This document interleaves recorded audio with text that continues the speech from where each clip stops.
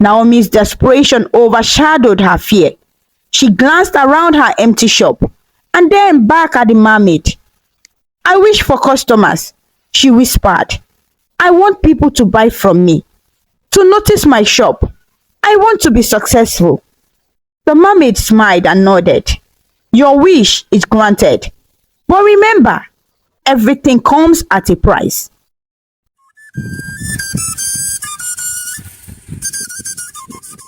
In the bustling city of Lagos, Nigeria, a young lady named Naomi struggled to keep her small wig shop open.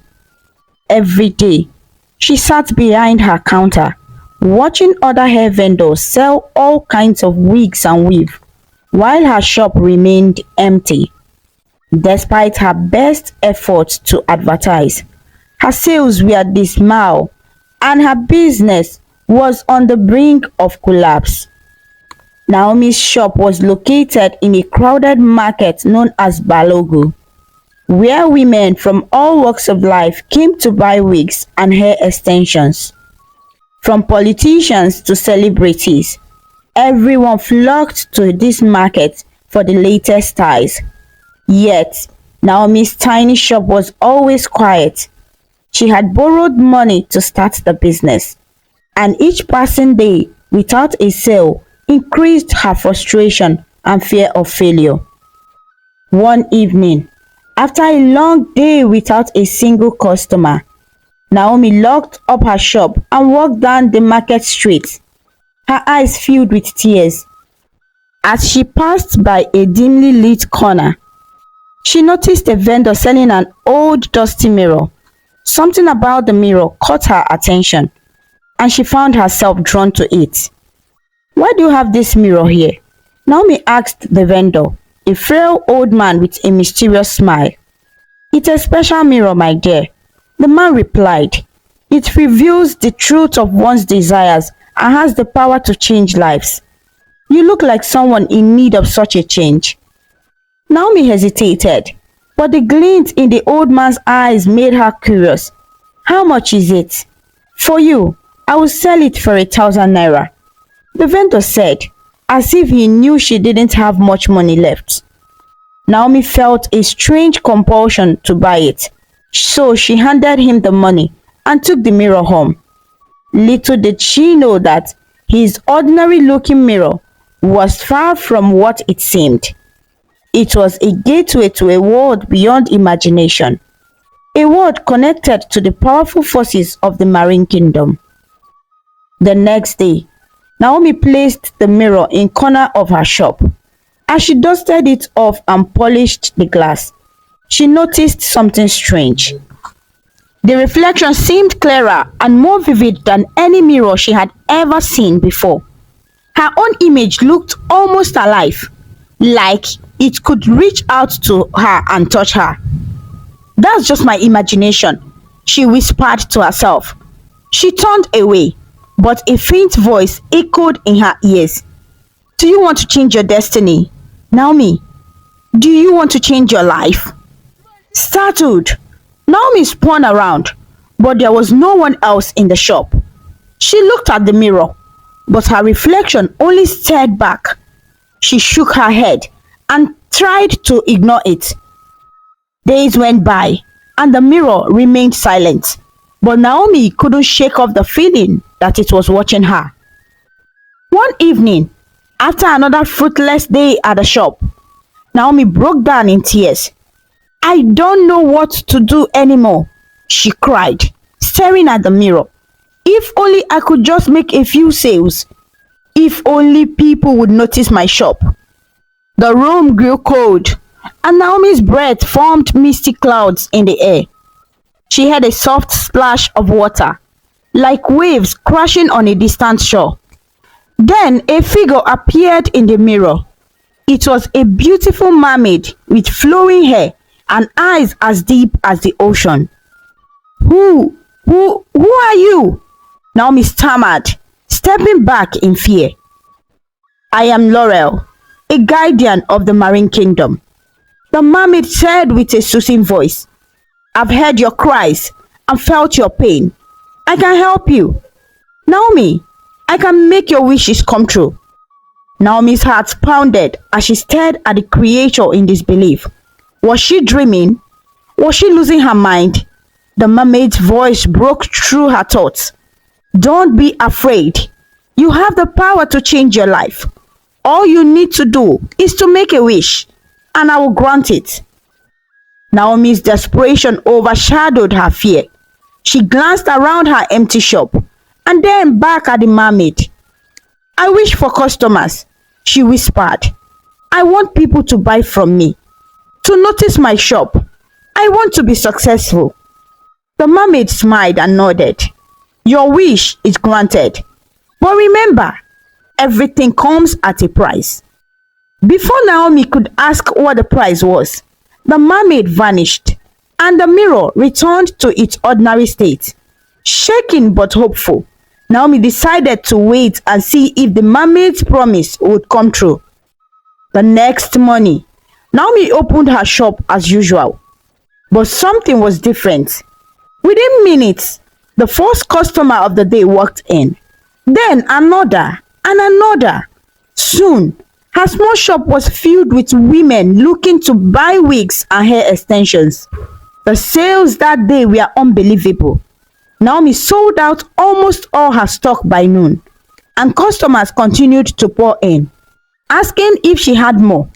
She quickly ordered new supplies, and by the end of the week, she had made more money than she had in the past 6 months combined. News of Naomi's shop spread like wildfire. Politicians' wives, actresses, and the important people in the society flocked to her shop, marveling at the high-quality wigs and weaves she sold. No matter the style or color a customer requested, Naomi always seemed to have exactly what they wanted. Her success baffled other vendors who had known her struggling business for years. How did Naomi suddenly have access to such luxurious hair? Where did she get the money to stock up on so much inventory? Naomi herself had no answers. The mermaid had granted her wish, but the details were hazy.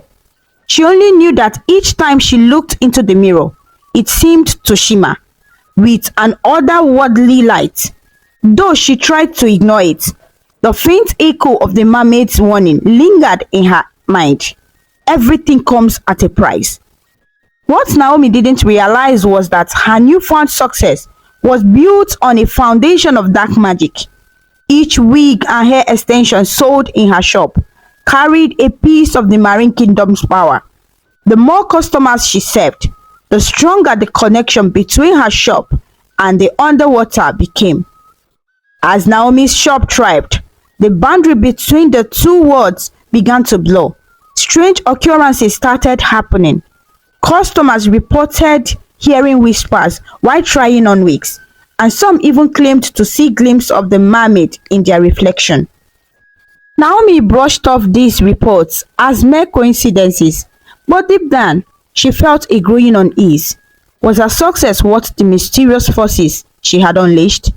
And what price would she ultimately have to pay? Naomi's shop continued to flourish, but the strange occurrences increased as well. Customers began to notice unusual things when trying on wigs.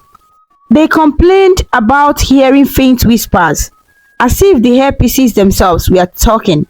Some women said the wigs felt oddly heavy, as though a weight was pressing on their heads.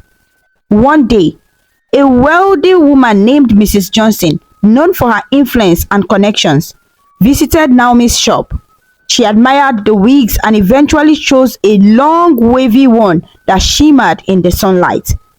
"It's exquisite," Mrs. Johnson exclaimed, putting it on and admiring herself in the mirror. But as she looked, her smile faded. Her face turned pale. "What's wrong?" Naomi asked, her heart pounding. I thought I saw something," Mrs. Johnson stammered. She peered closer at the mirror, her eyes widening in horror. There was a woman's face in the reflection. She was smiling at me. Naomi's blood ran cold. She glanced at the mirror, but all she saw was Mrs. Johnson's trembling reflection. "It's probably just a trick of the light," Naomi said quickly, trying to calm her down. Sometimes mirror can play tricks on our minds. Mrs. Johnson hesitated but finally nodded. She paid for the wig and left. But Naomi could see the unease still etched on her face. After Mrs. Johnson's visit, other customers reported similar incidents. Faces in the mirror, faint laughter, and even flashes of water rippling behind them. The whispers grew louder when Naomi was alone in the shop. They seemed to be coming from the wigs themselves. The sounds were soft, almost like a lullaby sung underwater. The voices were beckoning, calling to her, filling her mind with a sense of dread and curiosity. One evening, after closing up, Naomi stood before the mirror and spoke aloud. "What's happening? Is this your doing, Laurel?" The mirror simmered, and the mermaid's face appeared once again. "Your wish has been granted, Naomi. But the connection between your world and mine is growing stronger. My power flows through every wig you sell, linking us together." "What do you mean?" Naomi asked, her voice shaking. "I didn't ask for this." Laurel's smile was cold. "Every time someone wears one of your wigs, a small piece of their energy is transferred to the Marine Kingdom. In return, you gain success and wealth. But this balance must be maintained. If you try to stop, the consequences will be severe." Naomi's heart raced. She had unknowingly entered into a pact far more dangerous than she would imagine. Is there any way to break this connection? The mermaid's eyes gleamed. "Everything comes at a price, Naomi. If you wish to end this, you must make another wish, one that will cost you dearly." The mirror went dark, and Naomi was left alone, staring at her reflection in silence. She knew she had to be careful, but as her business grew more prosperous, she became entangled deeper in the Marine Kingdom's web.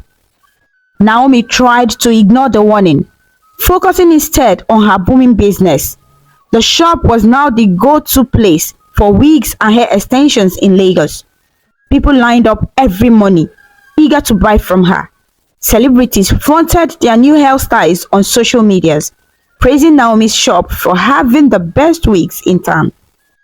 But the more wigs Naomi sold, the more air the atmosphere in her shop became.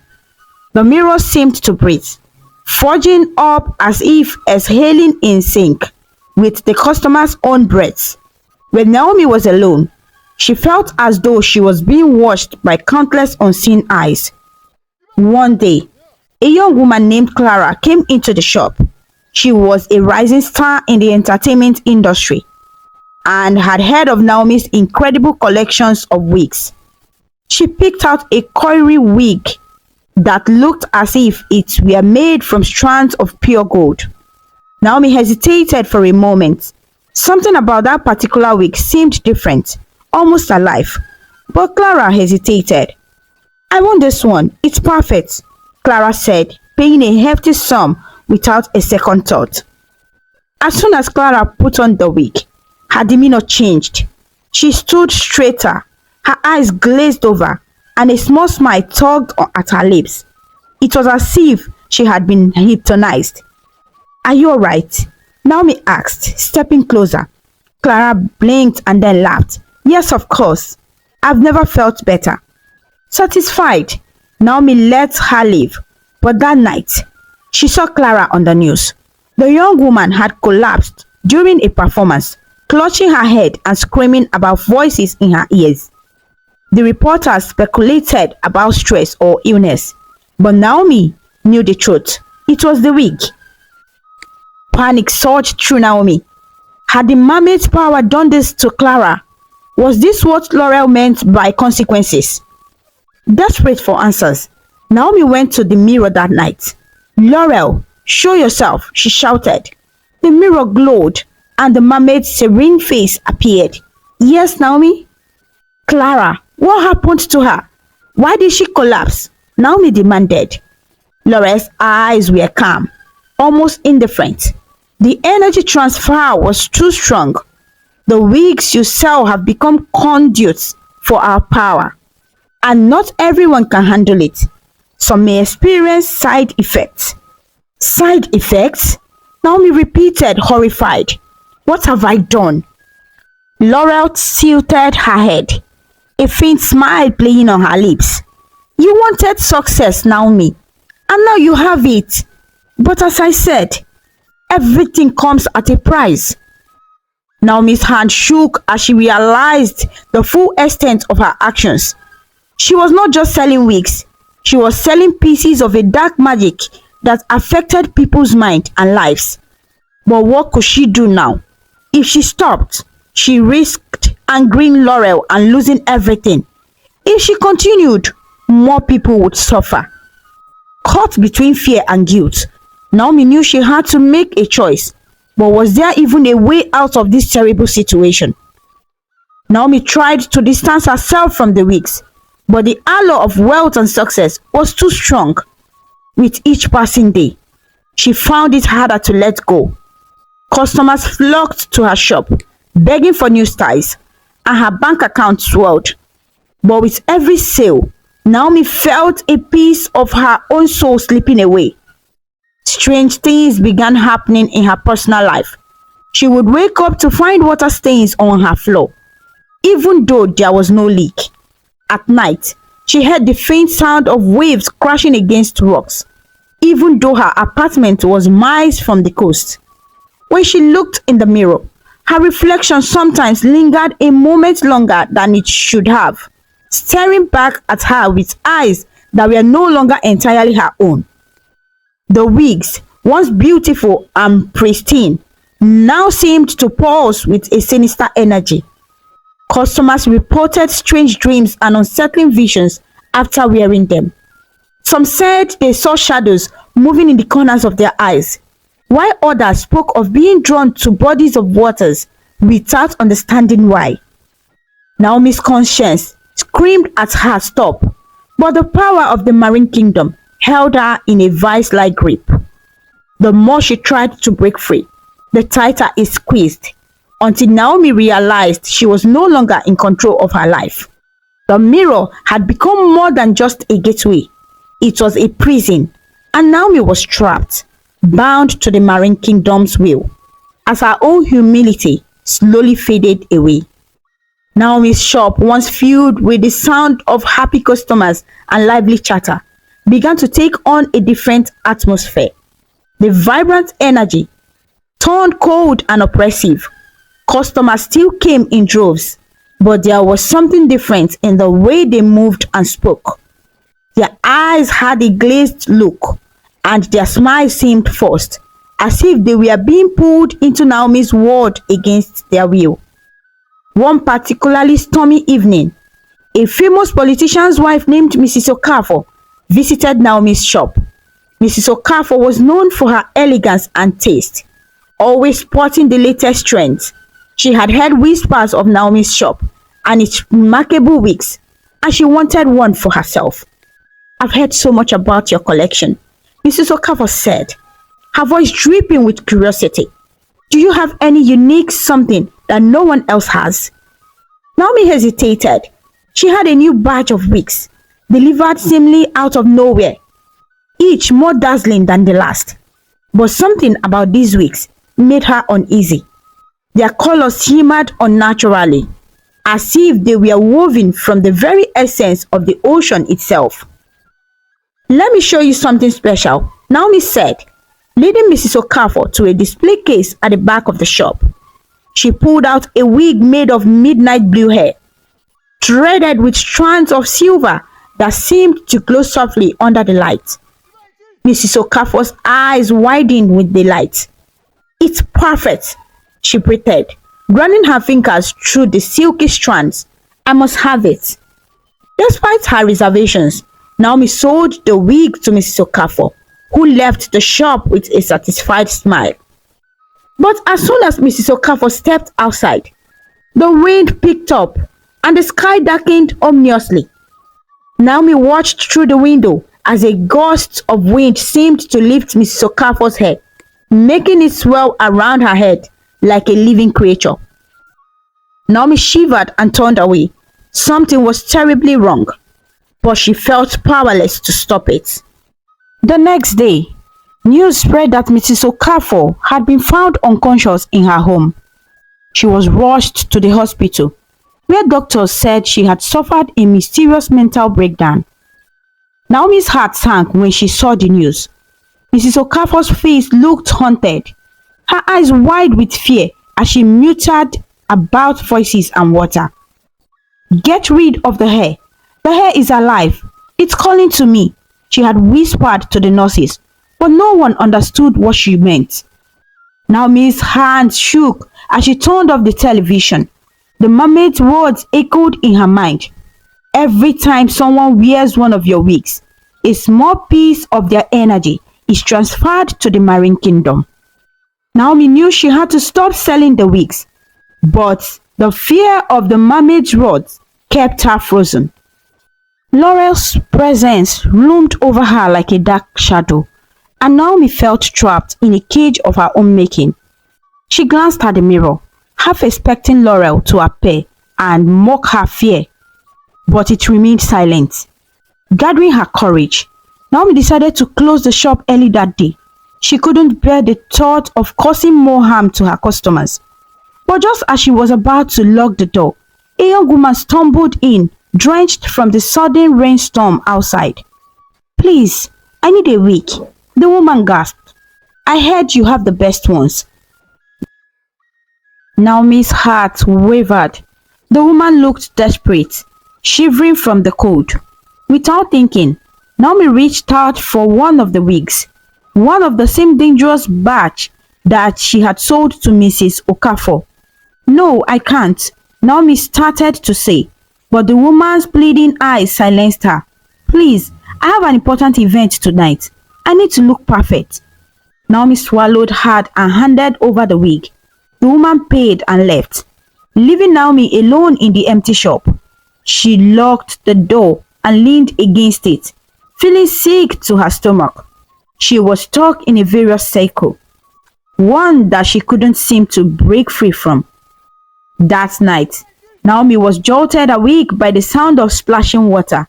She sat up in bed, her heart racing, and listened. The noise was coming from her bathroom. Gathering her courage, Naomi crept towards the bathroom door and slowly pushed it open. The sight before her made her blood run cold. The bathroom floor was covered in water, and standing in the middle of it, looking as beautiful and terrifying as ever, was Laurel.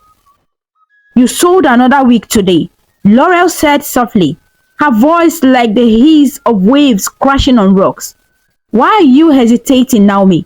You wished for success, and I gave it to you." Naomi's hand trembled. "I didn't know people would get hurt. This isn't what I wanted." Laurel's eyes gleamed with a dangerous light. "But it's what you asked for. Every choice has consequences, Naomi. If you want to end this, you must make another wish. But be warned, it will cost you dearly." Naomi's throat tightened. "What do you want from me?" "Your freedom," Laurel said simply. "If you wish to be free of this power, you must return it to me. Give up your shop, your success, your wealth, everything I've given to you. Only then will the connection be severed." Naomi's mind swelled with fear and confusion. Could she really walk away from everything she had built? But if she didn't, more people would suffer. "Take some time to decide," Laurel said, her voice echoing like a distant tide. "But remember, Naomi, the longer you wait, the more the marine kingdom will take from you." With that, Laurel disappeared, and the water in the bathroom vanished as if it had never been there. Naomi was left standing alone, drenched in fear and uncertainty. Naomi spent the next few days in turmoil. She couldn't bear to keep selling the wigs, but closing her shop would mean losing everything she had worked so hard to achieve. Every time she looked at the mirror, she saw her own haunted reflection staring back, as if mocking her indecision. Then something happened that forced Naomi to take a decision. A woman named Sandra, who who had bought a wig from Naomi's shop a few days earlier, was found wandering the streets, disoriented and terrified. She had torn the wig off her head, her hair matted and wet, and was screaming about being pulled into the ocean. Naomi saw Sandra's picture on the news and felt a sharp pang of guilt. She couldn't let this continue. With a heavy heart, she decided to make the wish. That night, Naomi stood in front of the mirror. Her resolve hardened. "Laurel, I'm ready. I wish to give it all back. I wish to be free." The mirror shimmered, and Laurel's face appeared, smiling gently. "Are you sure, Naomi? You will lose everything. Your shop, your money, your status. You will be right back where you started." Naomi took a deep breath. "I'm sure. I would rather lose everything than keep hurting people." Laurel's eyes softened, and she nodded slowly. "Very well. Your wish is granted." The mirror darkened, and Naomi felt a strange sensation, like a weight lifting off her shoulders. She blinked, and the next thing she knew, she was standing in the middle of an empty shop. The wigs were gone, the shelves were bare, and her bank account, once overflowing, was empty. But Naomi felt a sense of peace she hadn't felt in a long time. She had paid the price for her greed and ambition, and now she was free. As she turned to leave, she noticed one last wig lying on the floor, shimmering faintly in the moonlight. A soft voice whispered in her ear, "Remember, Naomi, patience is a virtue. Success built on suffering of others will always crumble. Live wisely, and this will never happen again." With that, the wig vanished, and Naomi walked out of the shop, leaving her past behind. Naomi's words unraveled completely after she gave up her shop and the riches she had gained through the mirror's dark power. Everything she had once cherished vanished in an instant. The once bustling wig shop, filled with eager customers and endless orders, was now an empty, lifeless space. The shelves were bare, the mannequins stood naked, and the air felt thick with despair. As news of Naomi's downfall spread, the market vendors and shop owners who once envied her success now looked at her with pity or disdain. Many believed she had been involved in something sinister, and the rumors of curses and supernatural forces began to circulate. People spoke in hushed tones about the strange events surrounding her wigs and how they had caused harm to those who wore them. Naomi felt the weight of these accusations crushing her soul. She knew they were not entirely wrong. Her actions had indeed unleashed something dark and dangerous. Each time she heard a whisper or saw someone look away, a pang of guilt and regret stabbed at her heart. But it was too late to undo what had been done. With the loss of her shop, Naomi was left without an income. Her bank account, once brimming with the profits from her sales, was now completely drained. She could no longer afford her apartment, and her landlord, fed up with her inability to pay rent, evicted her within weeks. With nowhere to go, Naomi wandered the streets of Lagos, carrying only a few bags with a few of her belongings. As she walked aimlessly through the bustling city, she felt invisible. The very city that had once embraced her with opportunities and possibilities now turned its back on her. People passed by without a second glance, and Naomi realized how quickly she had become a nobody. Her hair, once tied in the finest wigs from her collection, hung limp and unkempt. Her clothes, once the latest fashion, were now wrinkled and stained. Each day blurred into the next.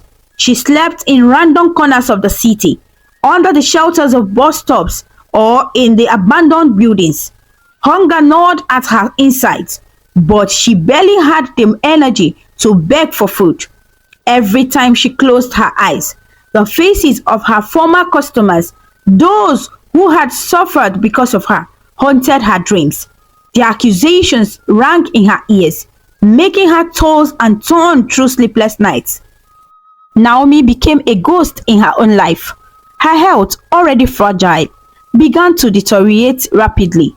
She developed a persistent cough that shook her frail body, and each step became a struggle. The exhaustion and malnutrition left her weak and helpless. She no longer had the strength to continue walking, and eventually she collapsed on the side of a busy street. Passerby glanced at her but did not help. They saw just another destitute figure, one of the many scattered throughout Lagos. Naomi's once vibrant spirit was shattered, and even if she had wanted to reach out for help, she couldn't find the words. Her mind was clouded with despair and regret, drying out any will to keep going. Days turned into weeks. Naomi lay on the pavement, unmoving, staring blankly at the sky above. Her body ached from lying on the hard ground, and her throat was parched from dehydration. She couldn't remember the last time she had eaten or even tasted water. The will to live had been drained out of her, and every breath she took felt like a heavy burden. One evening, a group of local women recognized her. They were old friends from the market, people she used to exchange greetings with during her prosperous days.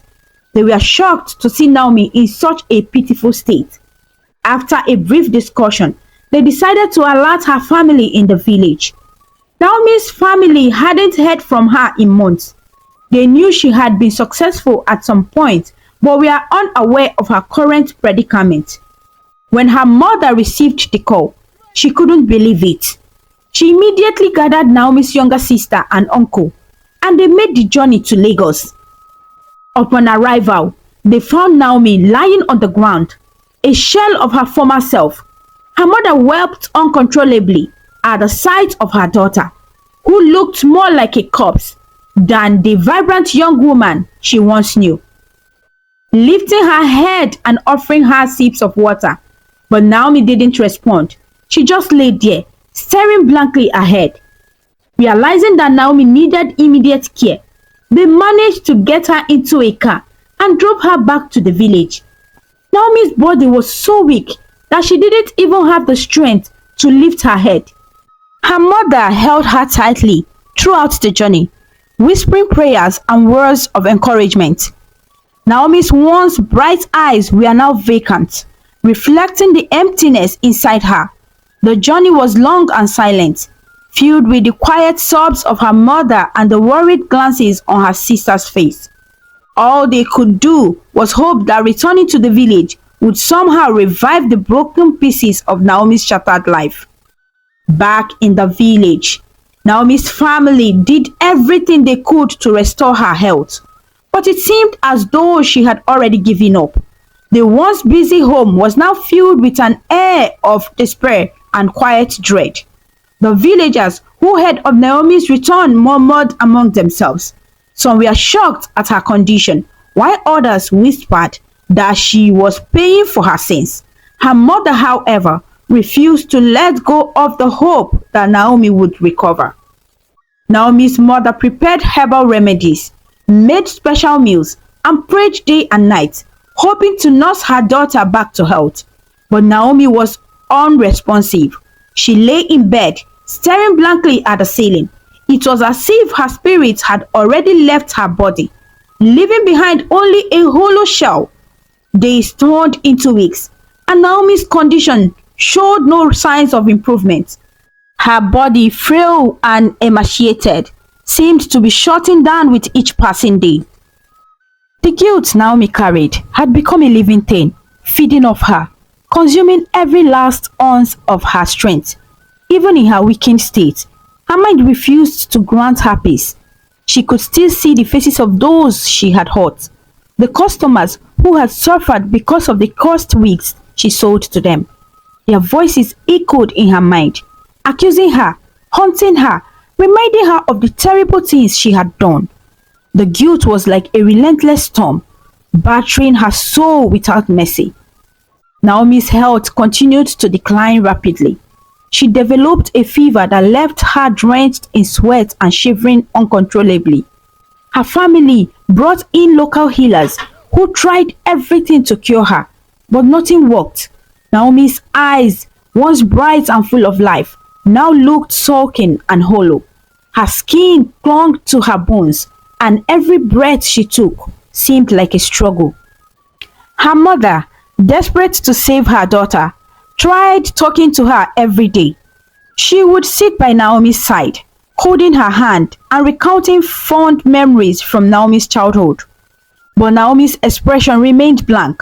She neither responded nor showed any sign of recognition. It was as if she was trapped in a world of her own, far beyond the reach of her family's love and care. The village elders began to advise Naomi's mother to prepare for the worst. They believed that Naomi's suffering was a punishment for her past deeds, and there was little that could be done to change her fate. Some suggested that rituals be performed to cleanse Naomi's spirit, but her mother refused. She didn't believe that her daughter deserved this cruel fate. She saw Naomi as a victim who had been caught in a web of deception and dark magic. The villagers' words only added to the heavy burden of guilt Naomi's mother already carried. One fateful night, as the wind howled outside and the full moon cast a pale light over the village, Naomi's fever spiked. She began to shiver violently, her body convulsing on the bed. Her mother rushed to her side, calling her name and begging her to hold on. But Naomi's eyes were distant, staring at something beyond the room, something no one else could see. As her body shook, Naomi's mind slipped further into darkness. She saw herself standing in front of the mirror again, the same mirror that had once brought her so much hope and later so much despair. She saw Laurel, the mermaid, smiling at her, but it was not a smile of kindness. It was a smile of triumph, of satisfaction.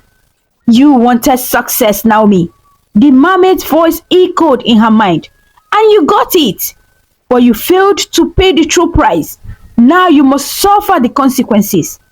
Naomi tried to speak, tried to beg for forgiveness, but no sound came out.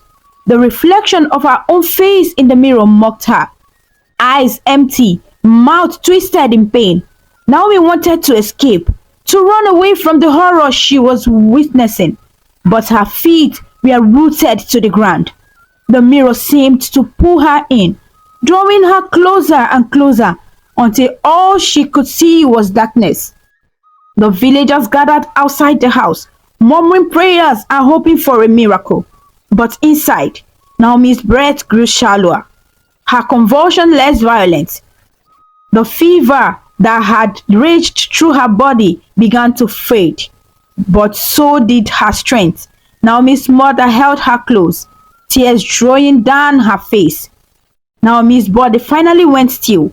Her chest rose and fell in short, uneven breaths. Then, with a soft sigh, Naomi's breathing stopped altogether. Her mother screamed, clutching her lifeless daughter's body, shaking her, begging her to come back. But Naomi was gone. Naomi's death left a void in the family that could never be filled.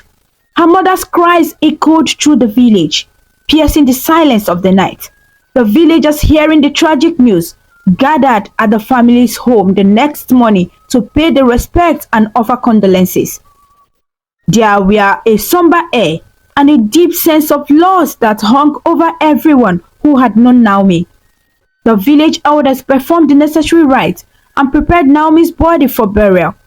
Her mother, broken with grief, sat by Naomi's side, refusing to leave her daughter's lifeless form. Naomi's sister wept silently, staring at the woman who had once been her vibrant, successful sibling. The day of Naomi's burial was filled with sorrow.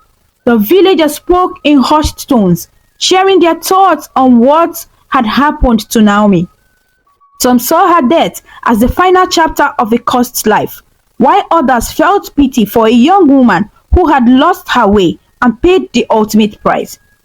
Naomi's story spread beyond the village, serving as a cautionary tale to those who sought wealth and success through dark and dangerous means. Naomi was buried in a quiet corner of the village cemetery, far from the bustling city that had witnessed her rise and fall. As her mother watched the earth cover Naomi's casket, she prayed for her daughter's soul, hoping that Naomi would find peace in death that she had been denied in life. The village stayed long after the burial, sharing stories of Naomi's past and the strange events that had marked her final days. The family home remained shrouded in sorrow for weeks after Naomi's death. Her mother withdrew from the world, lost in her own grief. The village women came by often, bringing food and offering comfort, but nothing could fill the emptiness Naomi had left behind. Her mother's eyes, once full of hope and strength, now carried a permanent shadow. Naomi's tragic death shook the entire village to its core. News of her demise spread far and wide, reaching neighboring communities and even parts of Lagos, where she had once built her ill-fated empire. People found it hard to believe that the once beautiful, successful young woman who had inspired others were now gone, falling from grace and buried in a lonely corner of the village cemetery.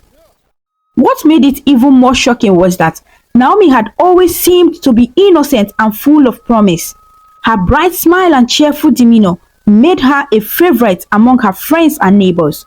No one could have guessed that beneath her friendly exterior, a dark and dangerous pact had been consuming her from within. Even those who had envied her quick rise to success in Lagos were taken aback by how drastically her life had changed and ended so suddenly. The villagers, especially the elders, spoke at length about what had happened to Naomi. They were baffled by how such a sweet girl had become ensnared in something so sinister. They wondered how Naomi, who had been so different and hardworking as a child, could have been lured into making deals with forces that no one understood. The entire community was gripped with fear and disbelief. Some of the older women in the village spoke of Naomi's story as a lesson that needed to be shared and passed down to future generations. It's not about how someone starts, they would say. It's about how they end. Beware of shortcuts to success, for they lead only to ruin. Many mothers gathered their children and told them Naomi's stories. Using it as a powerful warning, they described how Naomi's beauty, charm, ambition had been twisted by greed and impatience. They reminded their children of the young, vibrant girl they had used to see playing in the fields, a girl with dreams and aspirations like everyone else. That very girl, they emphasized, had lost everything because she had wanted too much and too fast. Children listened with wide eyes as their mothers and grandmothers spoke about Naomi's rise and fall.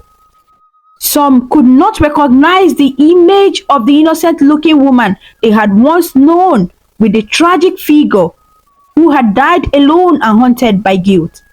They had always thought of Naomi as a symbol of success, someone who had made it in the big city. Now she was a cautionary tale, a reminder that things aren't always what they seem. The story of Naomi's fall became a tool for parents to teach their children about the dangers of greed and impatience. They warned their children against desiring quick wealth or using unethical means to achieve their goals.